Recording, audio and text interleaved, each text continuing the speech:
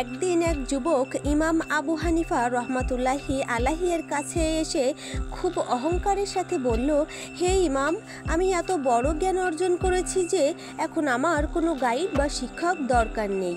ইমাম আবু হানিফা মুচকি হেসে বললেন, ভালো কথা, তাহলে বলো, যদি তুমি কোনো নৌকায় করে নদী পার হও এবং মাঝপথে নৌকা নষ্ট হয়ে যায়, তখন তুমি কি করবে?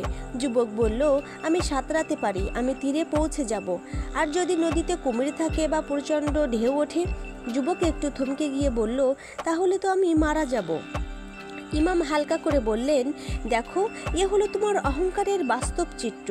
নদী পার হতে যদি মাঝির প্রয়োজন হয়, আর জীবন নামক নদী পার হতে শিক্ষক ও গাইড অবশ্যই প্রয়োজন। নিজেকে সর্বজ্ঞ ভাবা এক বড় মূর্খতা। জ্ঞানী সেই যে নিজের অজ্ঞতা বুঝে আর শিখতে কখনো লজ্জাবোধ করে না। যুবক লজ্জায় মাথা নিচু করে ইমামের শিষ্যত্ব গ্রহণ করল। এই গল্পের শিক্ষা এটাই, জ্ঞান যতই বাড়ুক না কেন, দম্ভ নয়, নম্রতা এবং শিখতে থাকা, চালিয়ে যাওয়াই প্রকৃত বুদ্ধিমত্তা। গল্পটি ভালো লাগলে একটা লাইক দিবেন।